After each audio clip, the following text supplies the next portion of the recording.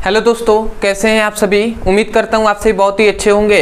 तो आज की इस वीडियो में हम पढ़ने वाले हैं क्लास 11th फिजिक्स का बहुत ही इंपॉर्टेंट टॉपिक जो है भैया हुक का नियम। तो हुक का नियम किसे कहते हैं, इस नियम को हम समझेंगे और इसका फॉर्मूला देखेंगे और उसके बाद हम देखेंगे कि प्रत्यास्थता गुणांक किसे कहते हैं, इसका परिभाषा क्या होता है, इसका फॉर्मूला क्या होता है। इस वीडियो में हम समझेंगे और बहुत ही आसानी तरीके से आपको समझ में आएगा।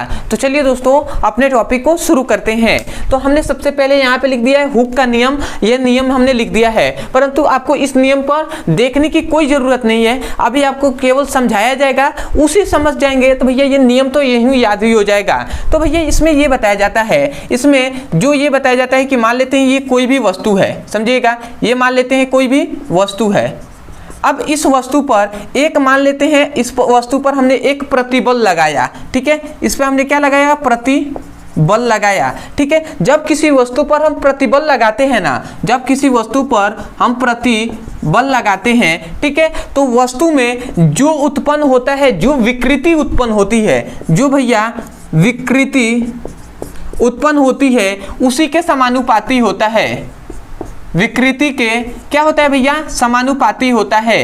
यही इसमें बताया जाता है कि किसी वस्तु पर प्रतिबल लगाया जाता है तो वह उस वस्तु में उत्पन्न विकृति के समानुपाती होता है। यही हुक ने बताया, ठीक है। तो आप इस नियम को कैसे कह सकते हैं, परंतु इसमें एक और पॉइंट याद रखना है कि ये प्रत्यास्था के अंदर ही होना चाहिए। मतलब जो इसकी सीमाएं है ना, प्रत्यास्था सीमा के जो सीमाएं हैं इसके अंदर ही होना चाहिए। इसीलिए हमने यहाँ पे लिखा है प्रत्यास्था सीमा के अंदर। प्रत्यास्था सीमा के अंदर किसी वस्तु पर लगाया गया प्रतिबल और उस वस्तु में उत्पन्न विकृति के समानुपाती होता है। हुक ने यही बताया था। तो आप क्या लिख सकते हैं इस नियम में, आप लिखेंगे कि हुक के नियमों के अनुसार प्रत्यास्था सीमा के अंदर किसी वस्तु पर लगाया गया प्रतिबल वस्तु में उत्पन्न विकृति के समानुपाती होता है या अनुक्रमानुपाती होता है, ठीक है, क्योंकि समानुपाती और अनुक्रमानुपाती दोनों एक ही है, ठीक है। तो आशा करते हैं आप यहां से देखकर इस नियम को बोल सकते हैं। तो मैं एक बार और नियम को बोल रहा हूं, आप ध्यान से सुनिए और इसे लिखिए। तो आप क्या लिखेंगे,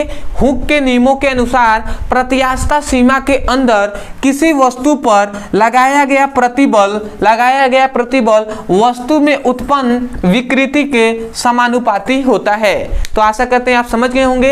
अब ध्यान दीजिएगा, यदि हम समानुपाती का यहां से चिन्ह हटाते हैं, समानुपाती का चिन्ह हटाएंगे तो इक्वल आएगा, और इक्वल जब आएगा तो यहाँ पे एक नियतांक आता है जो है y इंटू क्या हो जाएगा, विकृति हो जाएगा।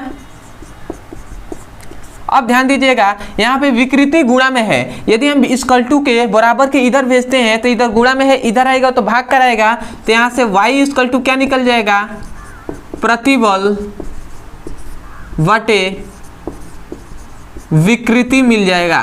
तो यहाँ से एक हमें ये भी फॉर्मूला मिला, इसको भी आपको ध्यान देना है, इस फॉर्मूले को, कि y इक्वल टू क्या हो गया, प्रतिबल बटे विकृति। अब यहाँ पे जो y है ना, इस y को याद रखेंगे, यही है प्रत्यास्था गुणांक, ठीक है। ये क्या है भैया, इसको याद रखेंगे, प्रत्यास्था गुणांक है। तो आप यहाँ से भी डेफिनेशन प्रत्यास्था गुणांक का आप यहाँ से डेफिनेशन कर सकते हैं, ठीक है। क्या कह सकते हैं, ये तो फॉर्मूला पता चल गया प्रत्यास्था गुणांक का, परंतु डेफिनेशन कैसे कहेंगे, डेफिनेशन हम यही कहेंगे कि किसी वस्तु पर लगाया गया प्रतिबल तथा उस वस्तु में उत्पन्न विकृति के अनुपात को क्या कहते हैं, अनुपात को हम क्या कहते हैं, प्रत्यास्था गुणांक कहते हैं। आप कह सकते हैं ना। तो ऐसे ही डेफिनेशन को कभी भी रटा नहीं जाता है, उसको समझा जाता है कि कहा क्या जा रहा है। तो हमने यही ना कहा कि किसी वस्तु पर लगाया गया प्रतिबल तथा उस वस्तु में उत्पन्न विकृति के अनुपात को प्रत्यास्था गुणांक कहते हैं। तो आशा करते हैं आप यही से डेफिनेशन को बोल सकते हैं, लिख सकते हैं और समझ सकते हैं। तो एक बार और मैं डेफिनेशन को बोल रहा हूं, मैं आशा करता हूं आप डेफिनेशन को जब बोला जाएगा तो आप लिखेंगे।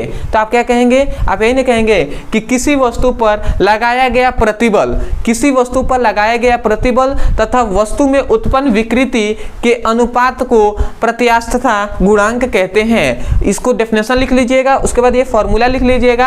आशा करते हैं आपको बहुत ही बेहतरीन तरीके से समझ में आ गया है। तो मैं यही कहूंगा, यदि सच में आपको इस वीडियो से कुछ भी सीखने को मिला हो, यदि समझ में आया है, तो सबसे पहले तो चैनल को सब्सक्राइब कर दीजिएगा, वीडियो को लाइक कर दीजिएगा। हो सके तो हमें कमेंट सेक्शन में जरूर बताइएगा कि आपको वीडियो कैसा लगा। दूसरी बात, यदि किसी भी क्लास का कोई भी टॉपिक फिजिक्स और केमिस्ट्री में समझ में नहीं आता है, तो केवल आपको उस टॉपिक का नाम लिखना है यूट्यूब पर और अंत में हमारे चैनल का नाम लिख देना है ब्रदर सर। आपको वीडियो मिल जाएगा, आप वहां से भी जाकर अच्छे से पढ़ाई कर सकते हैं और अपने सुंदर से नोट्स बना सकते हैं।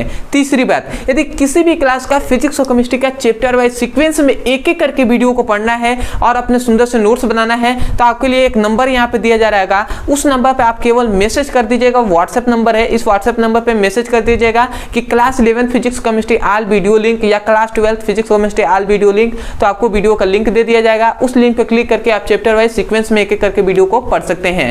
तो चलिए दोस्तों, आज के लिए इतना ही, मिलते हैं अगली वीडियो में। तब तक के लिए धन्यवाद। जय हिंद, जय भारत।